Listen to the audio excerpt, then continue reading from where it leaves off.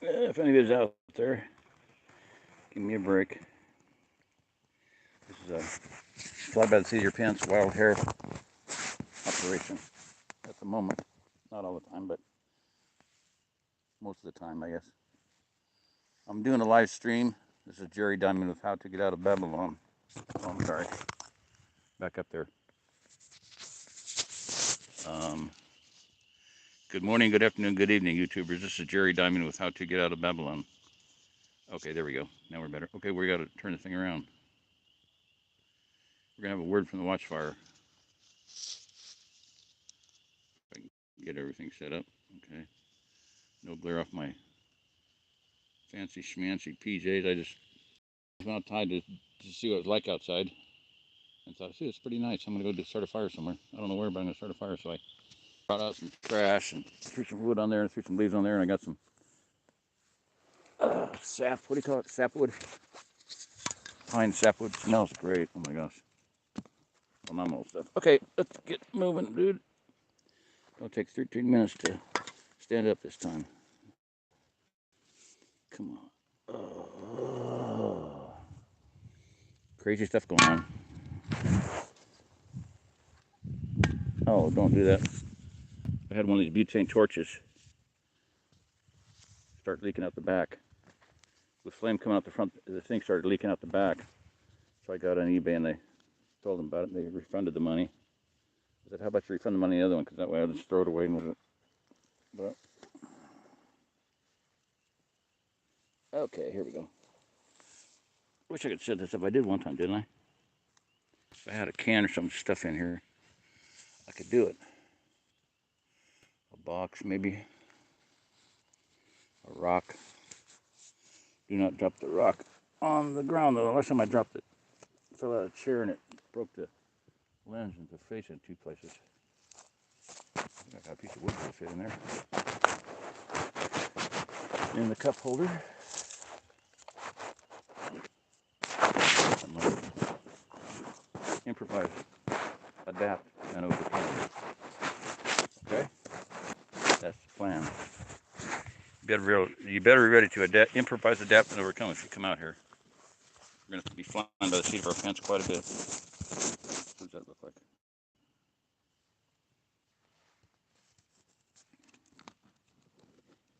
Can't see it because I don't have light over there. Ding, dang, dong. Okay. How's that? Can you see anything? Where is it? Sheesh. Right there, keep it in view. I'm working. Sorry, guys. I see somebody's on there. I'm fiddling with the phone. Oh, don't fall. Okay, hold on. I'm going to light it. Uskray ite.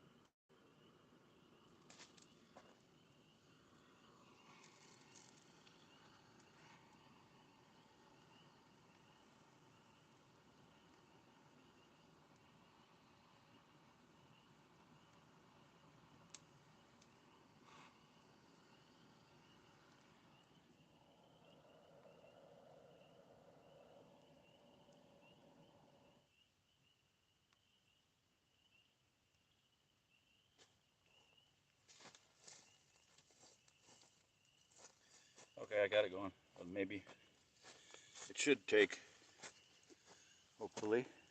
Ow, ow, shoot. Owie. The range is hot. The nozzle is hot. Grab the nozzle with your finger when you're trying to set the thing down. Stick it in the cup holder. Not that it has to be in the cup holder, but I was trying to set it in the cup holder. Got my hand a little bit. But that ain't much. That ain't much at all. Okay, visual. Nope, that's not visual.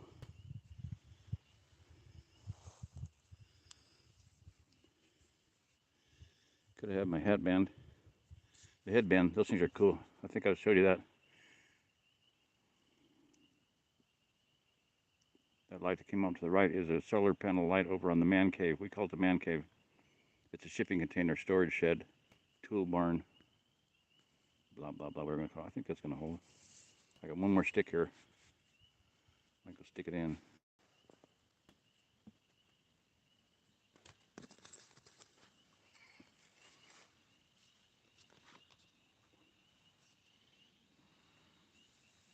One, two, three, four, 5, 6, 7, 8, 9, 10. God, if I had a bucket over here, I got buckets, yeah. I got buckets. Let's get a bucket. Pucket, get a bucket. 1,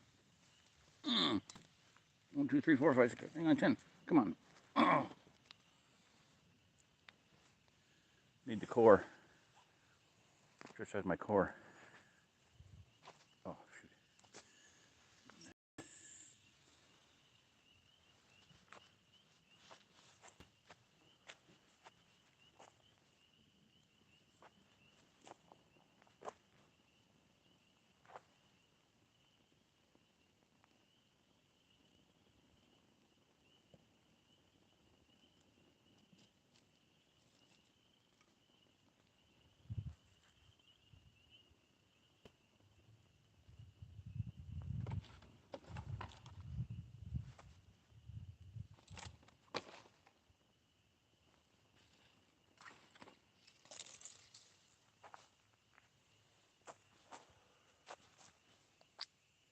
Shuffle limp back over there.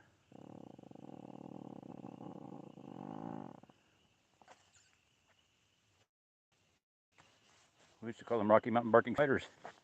I guess they're Ozark Mountain barking spiders. Some of one of them in Coon's age.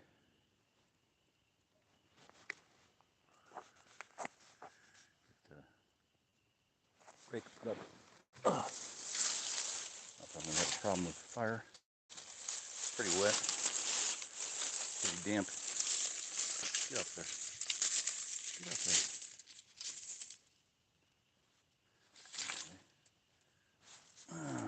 Missed. I missed.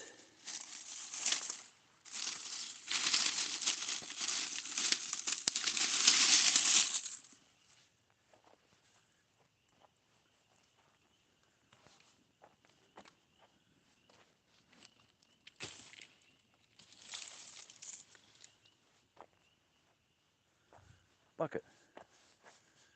Bucket. Who's got the bucket? Okay, I'm about ready. Sit my ass down. I don't have a drink. I should have brought water. Stupid person. I didn't plan this. Like I said, it's just off the top of my head. Flying by the seat of my pants. Wild hair. Yeah. There we go. Now, let's give it some lighting. Hopefully.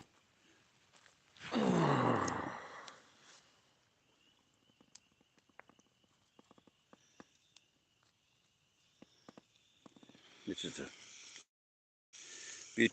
butane bulky defective torch. Don't buy these. They're plastic. Don't buy any kind. Oh, shoot! Look at that. Shoot! Watch. It's still turned on. I didn't turn it off. Just I didn't light my beard up when I turned it off. I flashed the filling might have cost me. Anyway, butane can. They're like 12 ounce, something like that. Really good stoves. You should get those kind of stoves that these fit in. Crap. Get the light.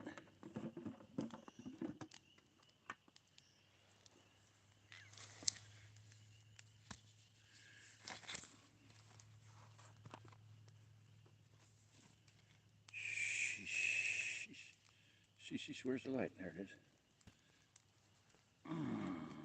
Good grief. Why is it looking at my... What is it looking at? Is it looking at the wrong direction? I think so. Try that. Nope, that's me. Hi. Good evening. Good morning, good afternoon, good evening. This is Jerry Diamond with How to Get Out of Babylon. Okay. Um, a little bit better. I'm going to talk for a little bit. What is that? My finger. No? Yeah? Yes, it is. Wrong direction. I'm going to see if I can flip the phone over without screwing this up. Rotate device. I don't want to rotate device. Okay, there you go. Yeah, I'm outside. Hi. What was your first clue, Leah? Yeah, I'm outside. This is backlighting. I've got it shining, reflecting off of my PJs. I just have a vest on, no shirt. I just went outside and thought, that's pretty nice out. It's a good night for a fire. Not too cold, not too hot. Kind of rare. Spring and fall are the best times to have outdoor fires. It's funner there, more fun.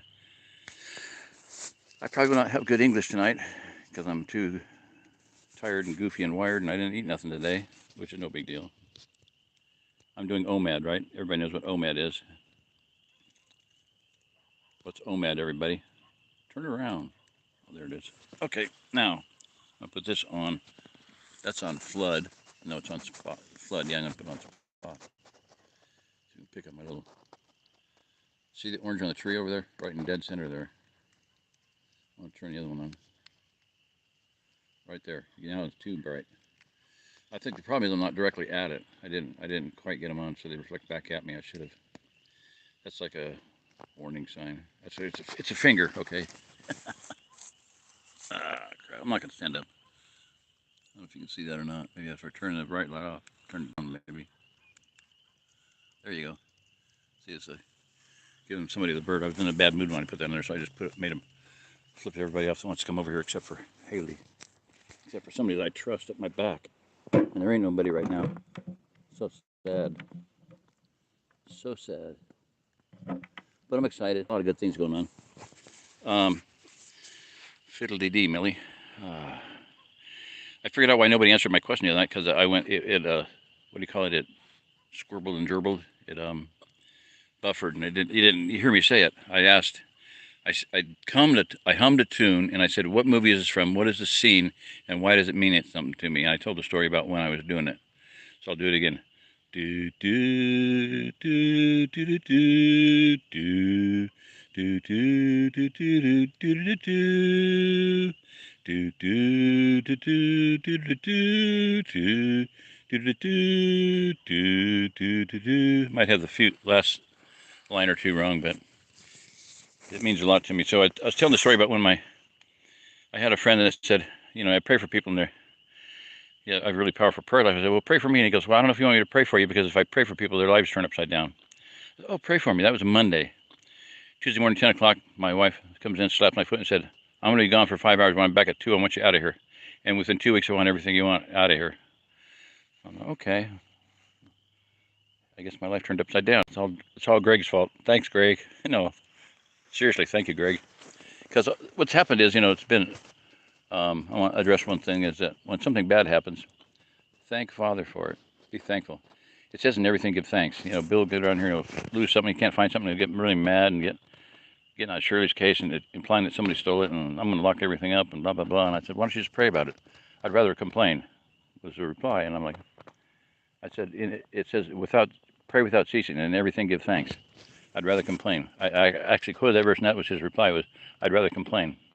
So, anyway, but when something bad happened, accident or whatever, I'm like, thank you, Father. And then you see what would have happened had it not happened.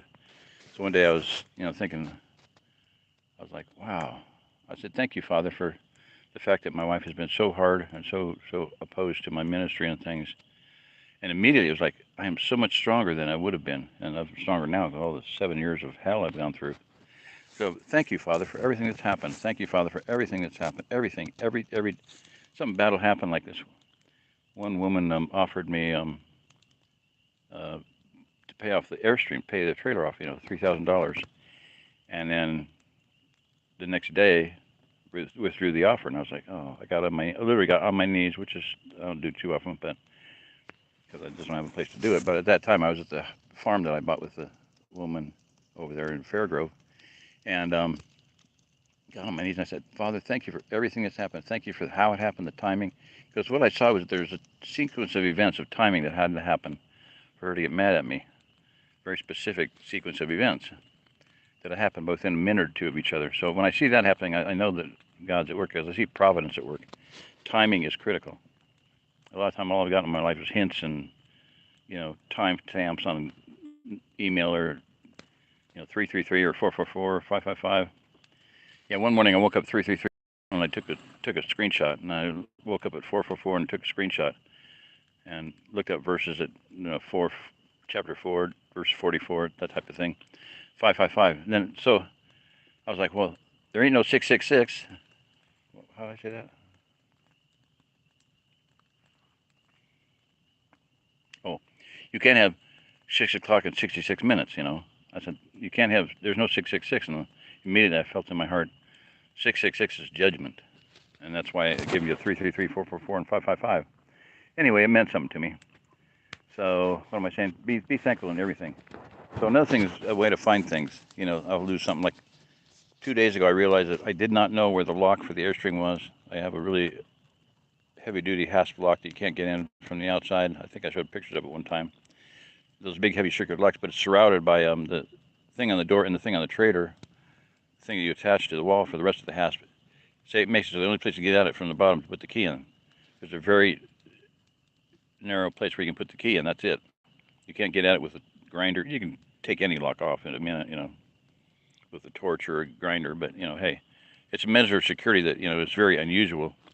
I'd lost the lock. I didn't know where the lock was. And I didn't know where the key was. And well, without that key, I can't even lock the fifth wheel I live in. And I like to have it locked. I'm telling you, everybody, we leave our doors open and stuff. Yeah, but right now, at the present time, there's a person around here that I do not trust and that hates me.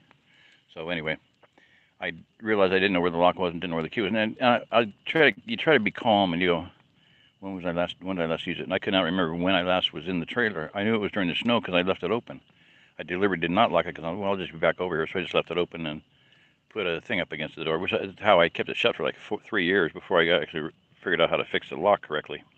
I put part of it on, but I couldn't get the rest of it on because of the spacing of the doors and stuff. I needed a shim. I finally figured it out. I just put shorter bolts in, stupid. So I ground the bolts off and rounded them off, and they worked. Anyway, so I didn't know where the lock was, didn't know where the key was. I went over there. I had in my mind, I knew I hid the lock. I was pretty certain I hid the lock in the trailer. I went over there and I prayed, Jesus, please help me find the lock. Poof, found the lock within 2 minutes. I came back over the fifth wheel. I was like, Jesus, please help me find the key. Poof, within 2 minutes I found the key. So I've locked the trailer up today. So pretty cool. Plus I got a lot of stuff in there.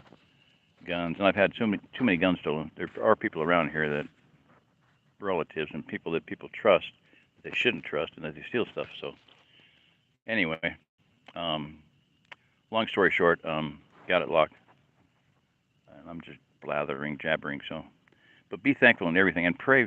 If you lose something or you need something, pray for it. Pray for an answer, and you'll get an answer. If any man lack wisdom, wisdom shall be given to him, for he giveth liberally and upbraideth not. Not the right exact accurate quote, but it's close. Look it up. It's in Hebrews, I believe, or James. It's in James. Yeah, the Father of lights, in whom and is no shadow of turning. Yeah, look up that verse. So anyway, pray, be grateful, be thankful, and I'm so thankful right now. The stream last night was so awesome. It was such a blessing because accusations were made or implications were made about someone, and almost immediately, I reprimanded them, and they apologized and realized that they were wrong, and just felt terrible and was crying probably most of the night. And I texted several times, so I was up really late. I said, look, don't feel bad. It was a blessing. It was so beautiful that you responded so well and apologized. And I said, we need to be able to forgive. We can make mistakes, but to admit your mistake is much greater than making the mistake. And I said, and that's a blessing. So I'm seeing love happen, so powerful. And I'm saying that's the most powerful thing in the universe. What is going to take down the New World Order? What's going to oppose the kingdom of Satan? Love. They love not their lives unto death. You have not yet resisted unto death, unto blood, striving against sin. When we are willing to lay our lives down for someone else and lay our lives down for the kingdom, then the kingdom will be here. And that's where we need to be. I know it's a crazy vision, but it's not my vision, it's God's vision. It's what he said is going to happen. By this shall all men know that ye are my disciples, that ye have love one for another. So let me say that a different way. Let me point out something. By this shall, it didn't say maybe. Maybe someday, if you guys do something right, all men are going to know that you are my disciples. He says shall. That means it's going to happen. He spoke it into existence. It's going to happen. Going to happen. So they love not their lives unto death. Yeah. You want me to repent? You want me to recant? You want me to take the mark? No, sorry. Kill me. And I think everybody's on that same page. Now get this. Listen to this. This is so interesting to me, personally. It may not mean anything to anybody else, but it means a lot to me. Yesterday I was in a cabin, and Bill made the comment that they said he heard that there's 40 million people in this country that have not taken the thing and are not going to take it. And I'm like, 40 million. Gee, what a funny number. How many times some of you have listened to me a lot, you know that I've said that the Ozark Plateau is capable of supporting 50 million people. And there's basically about, I guess, if you take the state population of Arkansas and Missouri and a little few in Kansas and a few in Oklahoma, and work it out. I mean, it's a circular region of 40 counties in Missouri, 12 counties in Arkansas, 7 counties in Kansas, and 3 to 5 counties in Oklahoma. Northeast Oklahoma, southeast Kansas, southwest Missouri, northwest Oklahoma, northwest Arkansas. Anyway, so if you take that population base and just do some silly, wild-ass guess, I figure maybe 10 million people. Or take the population of Missouri and Arkansas and just cut that in half, add them together and then cut them in half, whatever. About 10 million people. There's room for 40 million more people. Gee, isn't that interesting? There's 40 million people that don't want to, and there'll be more as time goes on. People coming in from other parts of the world. I guarantee you that, in parts of the country. So there's room here for them. There's shelter here for them. There's plenty of wood to build things, and there's people who have woodworking tools and woodworking capability. When I heard that Bill, he described to me it was when he lived in Kansas, maybe when we moved here, I don't know, whatever time it was. Before he moved here, he told me that he had built full Scribe Fit Swedish log cabins in Alaska at 50 below zero. And he described how the process was. You'd take a scribe, a steel with a point on it, and then a marker on the other end, and you would go over the bottom log. You can see my hand, that's a scribe. My upper finger is a,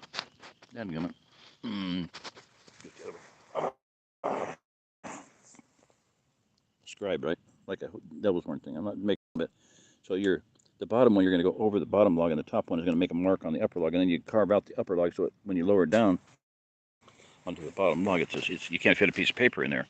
And that's how they built the cabins, like 10, 12-inch diameter logs, big, heavy logs. Something a young man can do, but other people ain't going to do it, There's other ways to build cabins and shelter, but we have plenty of wood here. And so when I heard that he had done that, and he described that scribe to me, I got online and bought 2 of them, one for me, one for him, and I gave it to him. He told me he paid me if he bought it from me. He paid me for it. I don't remember that. I don't care. I didn't buy it for him so he could pay me for it. I bought it for him to give it to him. When I bought 2 headbands, I gave him one. He didn't pay me for it. I didn't ask him to pay me for it. So generally, if I buy 2 of something, I'll give him one. And conversely, he buys things. Whenever he goes on a trip, he'll buy me a pair of slippers or a coffee cup. And last time he came back with them, I just got a pair of slippers from him. Not that he bought them, but they showed up. 2 pair showed up, so he gave me one. And they barely fit. They're not quite big enough, but they're nice, really nice ones. They're blue too, which is my favorite color. Not the color of blue that I like, but blue. That was pretty cool. So what was the next thing I was going to say? 12, 13. Wow. So if he goes on a trip, and if I tell him I really need a pair of boots, he'll buy me a pair of boots.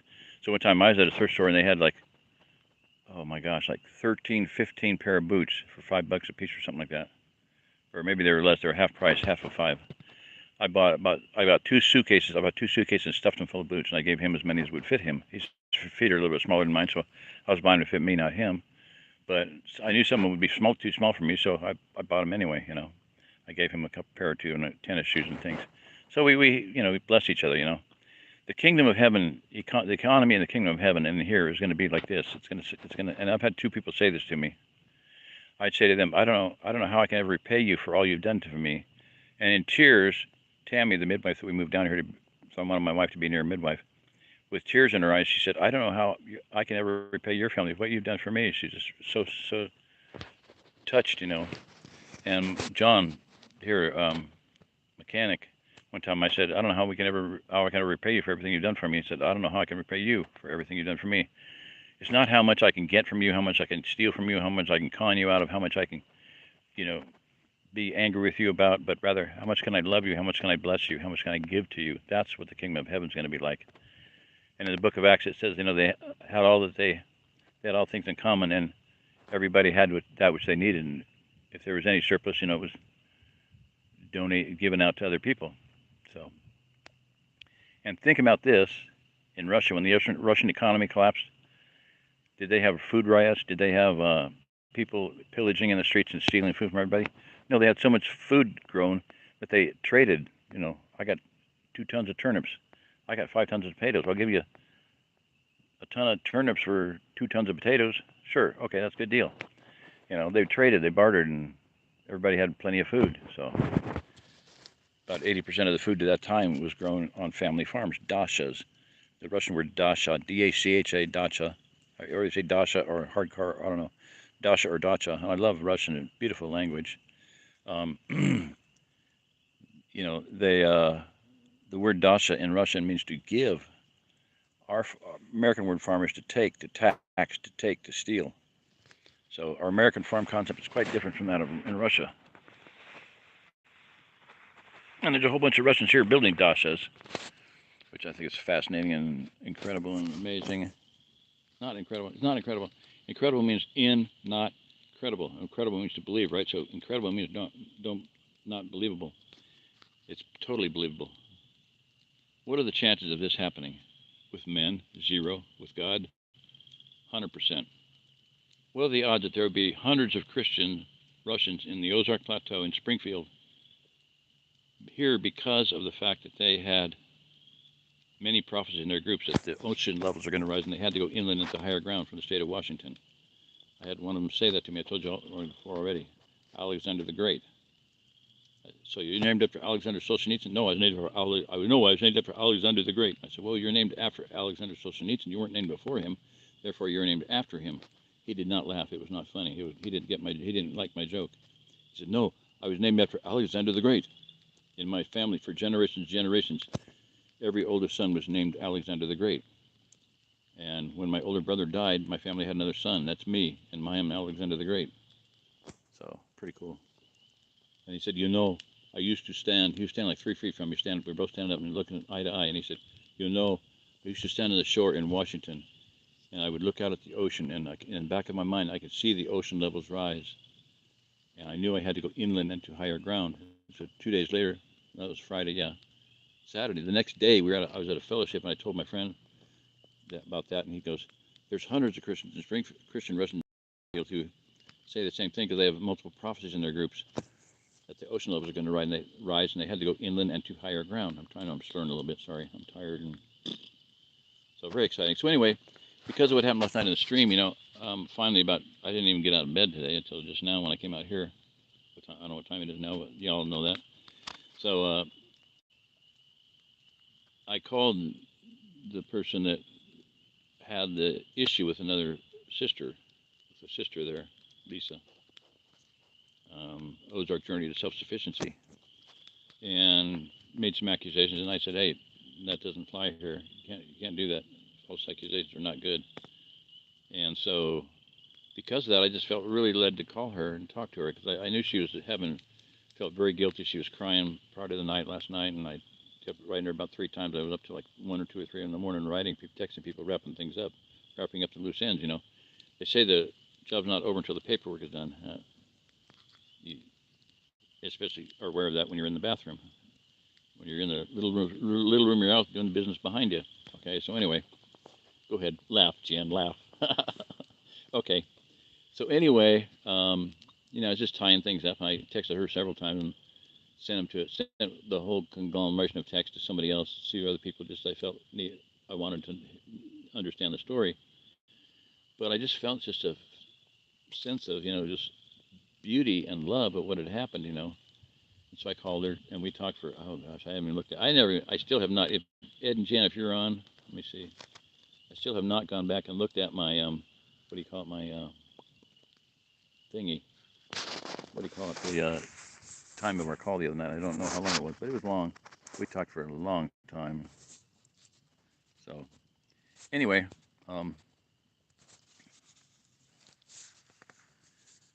that's good information there.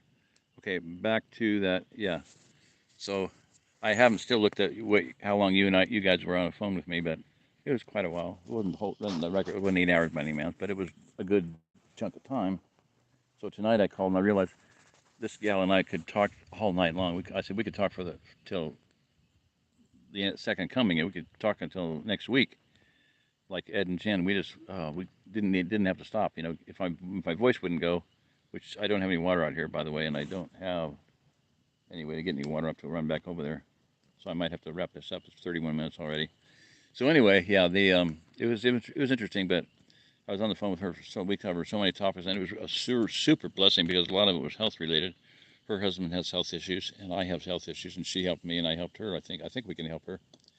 By the way, for failing eyesight and neuropathy, hands going bad, Ed and Jen, that's what she needs. And you got her email. Oh, I didn't last night. I didn't. I apologize, you guys. I didn't know to do this, but when you sent your email and she sent her email, it came up like kind of light, and I didn't know I had to approve it. I had no idea. And now they're gone. I don't see them. I've checked all day long, and they haven't showed back up, so I can't do it now. Anyway, you can do that again, and I'll try to approve it right away. So, um,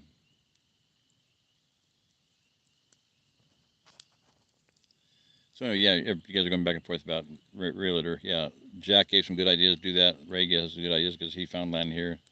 I think he did his owner finance, if I'm not sure. He bought it right from a guy, if I'm not mistaken, if I remember correct. So he might chime in on that, yeah. CV is good for neuropathy. Yeah, okay.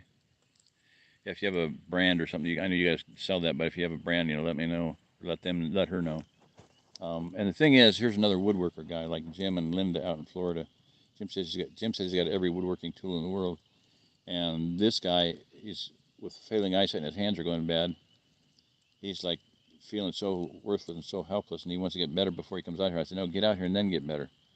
And she said, if you wait until you get better, we probably never make it. Yeah, I thought you would owner finance. Yeah, that's a good way to go.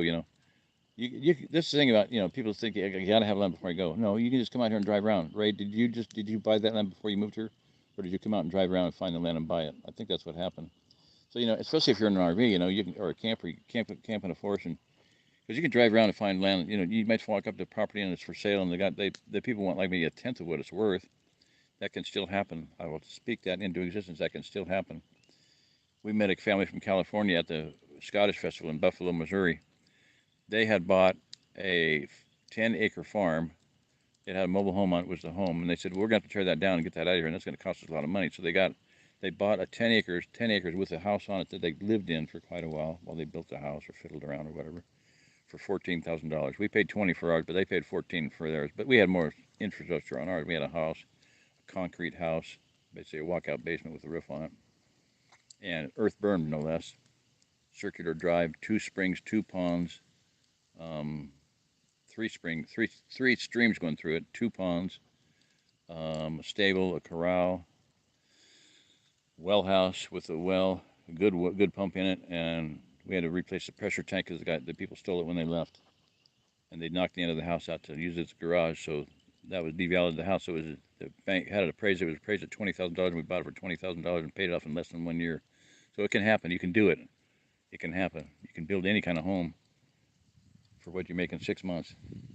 You can build a home for what you make in 6 months. That's a fact. I absolutely believe that. Anyway, I got plenty of wood around here for, you know, logging and trees, and a lot of these trees we can make a log cabin out of.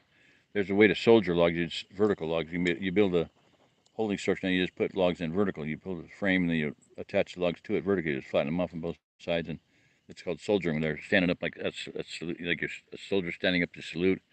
They're called soldiering the logs. And you can also do one where you do short pieces. If you only got 3-foot pieces, you just cut them off on both sides so they're flat, and then you make vertical slots to drop them into. Like a 3-foot thing, and with a bigger tree, vertical tree, bolt that in, and then or even brick or something. You just drop the logs in between your slots.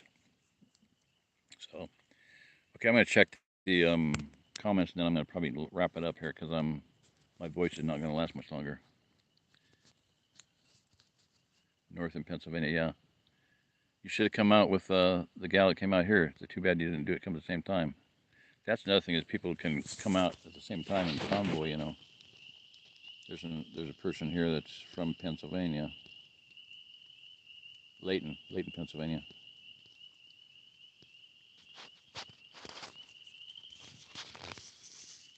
Yeah, Mary Willa. Is it Marie or Mary? I'll say, is the accent on the first syllable or the second syllable? Is it Marie or is it Mary?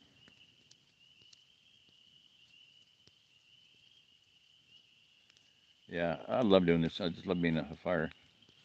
We're here sitting around the fire instead of laying in bed. Okay. Lazy ass guy, he's always in bed. Jeez, I don't know. I got to get rid of that guy. I'd like to. Okay, Jack says try Lands of America app or Land and Farm, etc. They all have great land listings. Okay. Leah, if you're on here, you getting all this down? Hope so. Can you tell me, is there a main office or something I can do to find out about getting a small piece of land? Okay, I'm going backwards. Sorry. Hey, don't forget that the St. Francis Mountain Range here on the east side of Missouri, we do hail the highest point in Missouri.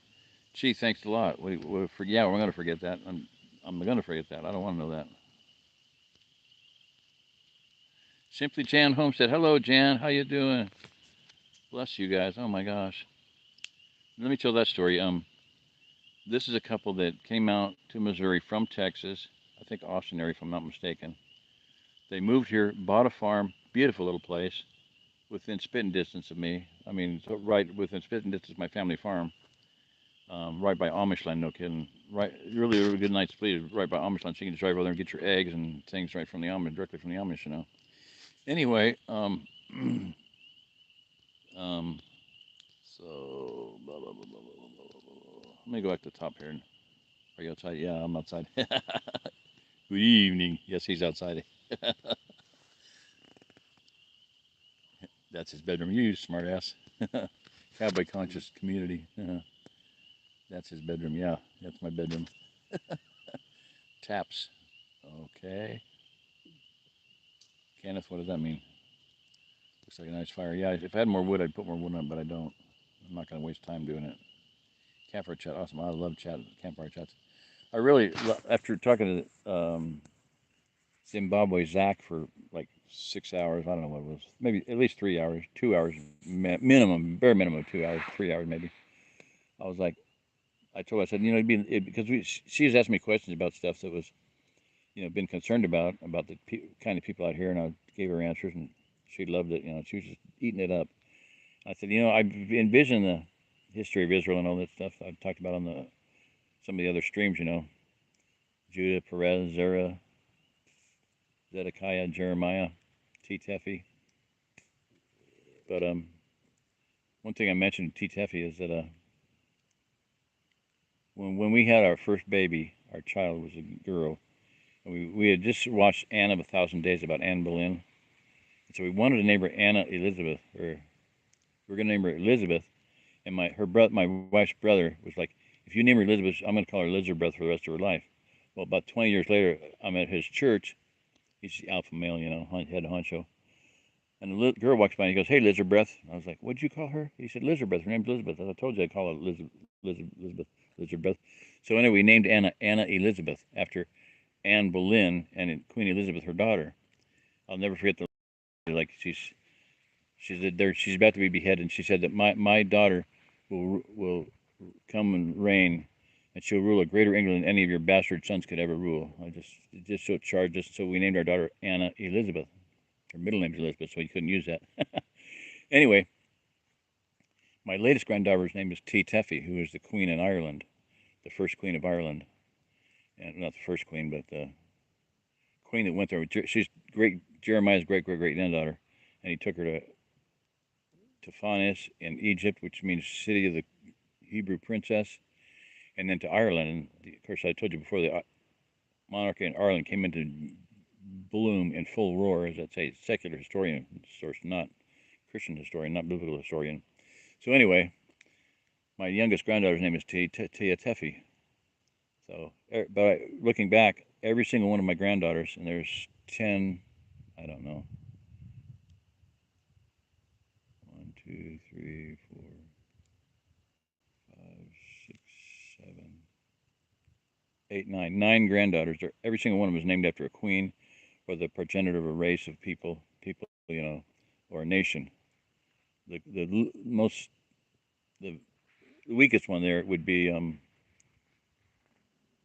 can't say Abigail. Abigail's a queen under David's wife, Abigail Adams. But Sarah, Abraham, Sarah, et cetera, et cetera. So anyway, Rebecca, her brothers prophesied over her that you will be the mother of thousands of millions, thousands of millions. She was the mother of a whole people. So anyway, moving right along. Be thankful, be grateful, love one another, and we'll see what's going on.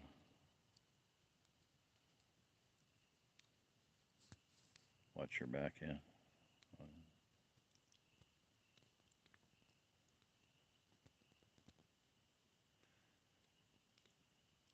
Jack, on the comment of the St. Francis mountain range in the east side of Missouri, we do hail the highest point in Missouri. So what? Yeah, it's a high point. And what do you have at high points?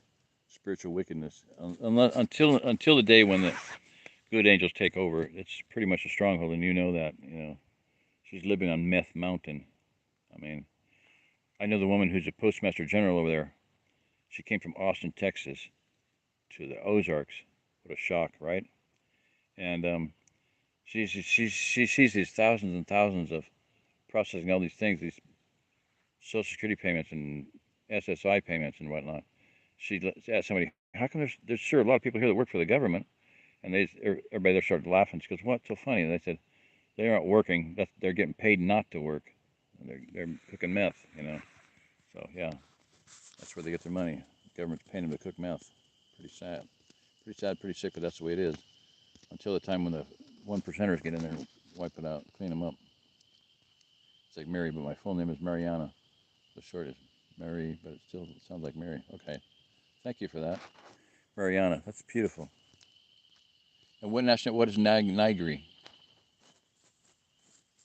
What what's your heritage or background or whatever? I'm just not to get racist or anything, but I'm just curious.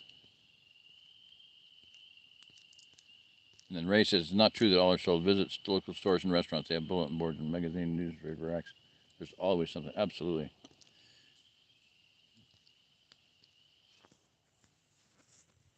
Um, on that note, this is my point, is that I've talked before about an article I wrote once upon a time. What are the requirements for a fortress to withstand a siege? You have to have internal protected. You have to have some kind of wall or borders that are defensible. We were surrounded by rivers. Those are the borders. Those are the walls. Think of it as a fortress. The walls are water, and water is a very good border. You can't get across it with a big boat. Okay, so anyway, blah, blah, blah. Okay, so internal protected,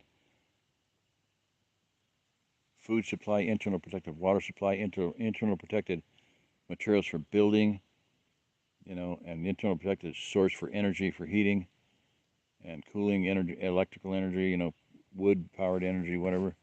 You can wood gas run anything you want on it. And internal protected, one more, energy, food, water.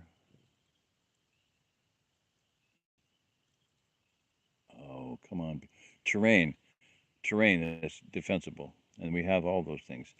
The sixth thing, can anybody remember? Can anybody tell me right now, real quick, what is the sixth thing you have to have for a fortress to withstand a siege? We're going to have a siege. We're going to be a besieged, obedient, gathered, besieged, obedient people.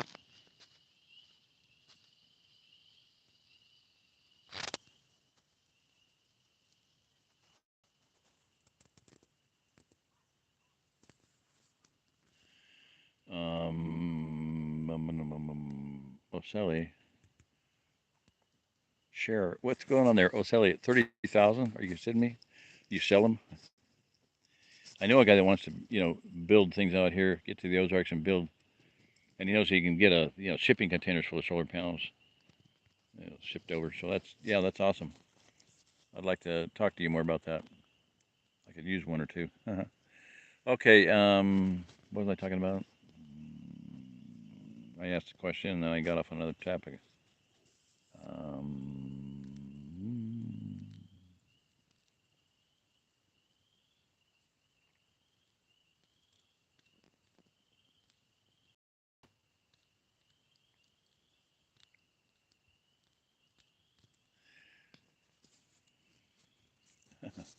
you installed it. Okay.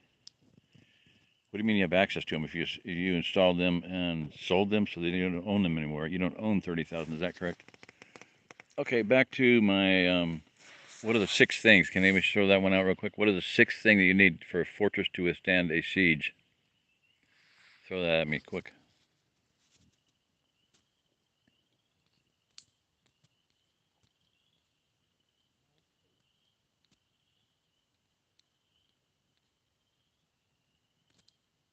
That's what I got to tell you.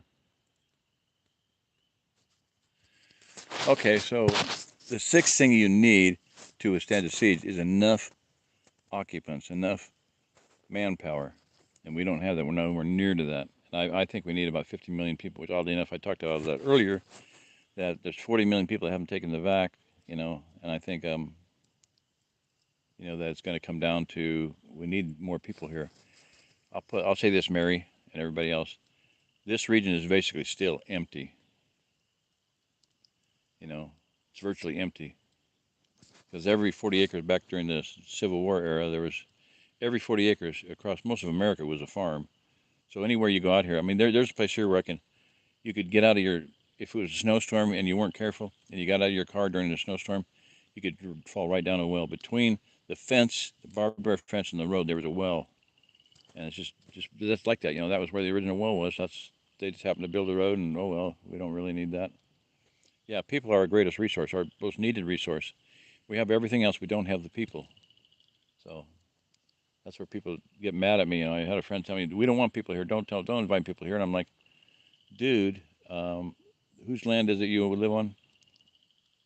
My father owns cattle on 1,000 hills, you know, and yeah, he can do whatever he wants to do.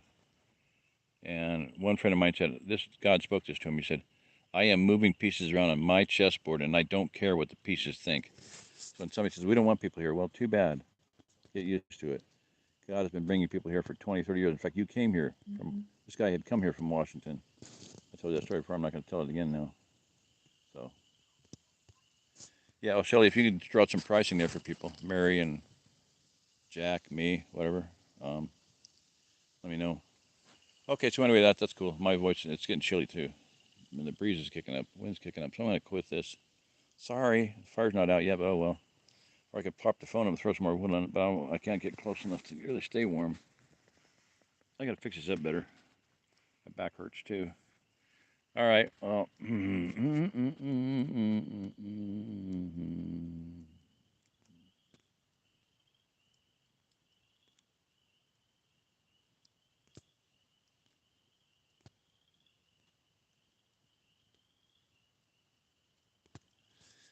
you ask how many watts per panel. Does that mean you just? I thought, did you just decide that? Are they 100? Usually 100 watts per panel, 150? How do you decide? Does that mean a bigger panel or what? Or a different kind of panel? I don't know. I don't. You don't need to tell me right now, but I'm just curious.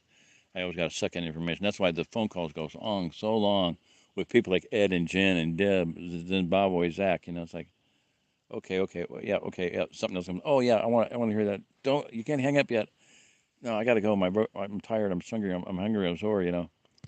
No, don't stop. Go ahead. Finish what you're saying. Send me the link on that. Send me a video on that. Send me the picture of that. Yeah. So I'm watching. Yeah.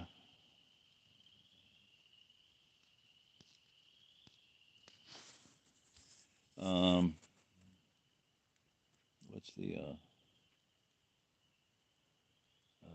watch? No, land watch. Yeah. Who's the guy, Chris?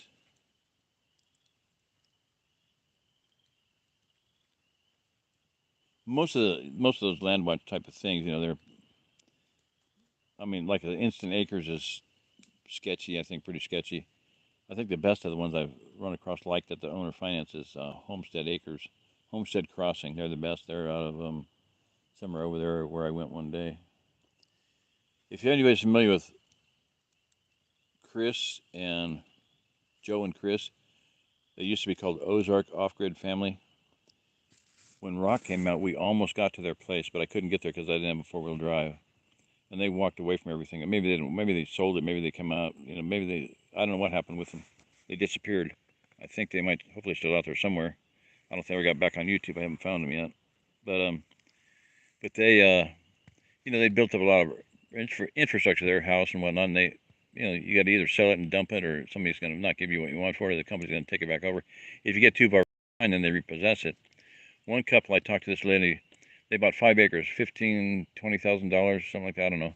They think they still owed $15,000, and the guy before they bought it, he told them, "This is the 21st time I've sold this piece of land, same piece of land." Well, that's not encouraging, is it? If you get behind, they come and they foreclose on you, you know, and then they just repossess it, and you gotta find somewhere else to live, and then you're hurting, you know. And people have asked that about people losing things when they come here. Yeah, you got to have a plan. I tell people, you know, spend about half your money on property or something, and then have half to live on for 6 months, whatever amount you got. If you got 75,000, buy something for 30, and have the rest as backup, you know, for getting by, food and expenses for over the next 6 months or so to get back on your feet and get a job and get some income coming in. So,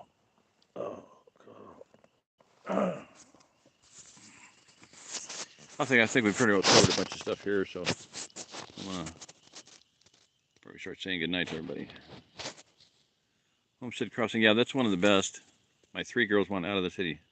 Wow, absolutely. Mary, you got to get out of there. You got to get out of there. And Jack, you got to get out of there. And Deb, you got to get out of there.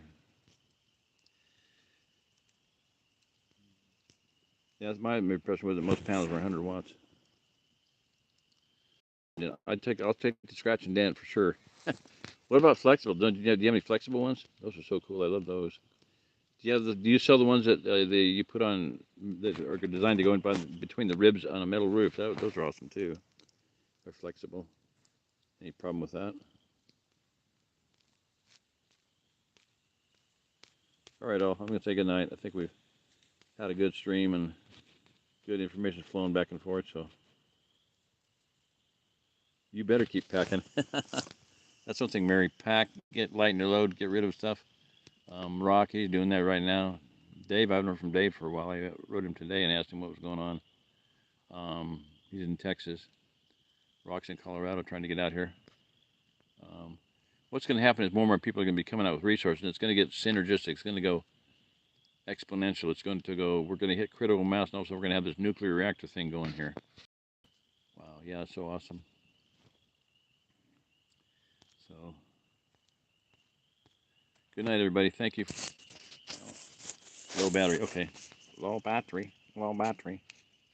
Please charge battery. Please charge battery. Box of tape closed. Good. Now, listen, another thing on shipping is you can ship stuff out here. You don't have to move everything in a car or a U-Haul. What is your plan for moving, Mary? Is it to U-Haul or drive or ship? You can ship stuff out in containers. U-Haul does that.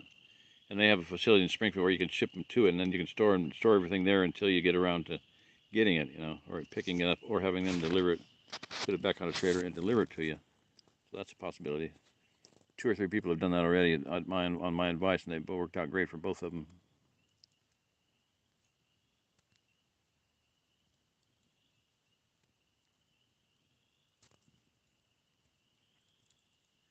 Rent to own.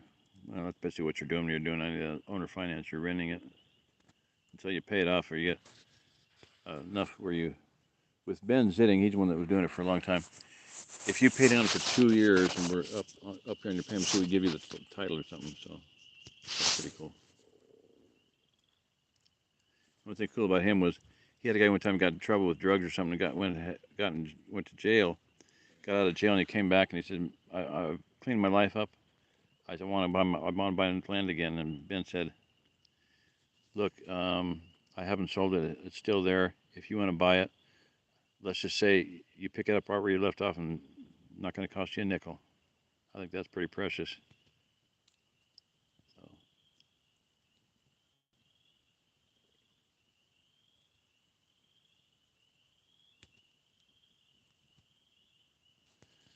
We had a motto before we left Denver: cut your losses and burn your bridges. I mean, make it happen. Zimbabwe Zach out there needs to do that. They need to figure out what they're going to take, what they're going to keep, and what they're not going to keep, and just get rid of stuff. Speaking of that, well, there's this lady's online on YouTube, but she had a house in Texas. Maybe it was Oklahoma. I don't know. Texas, yeah. And she wanted to sell it, and she called the realtor. It has to be empty.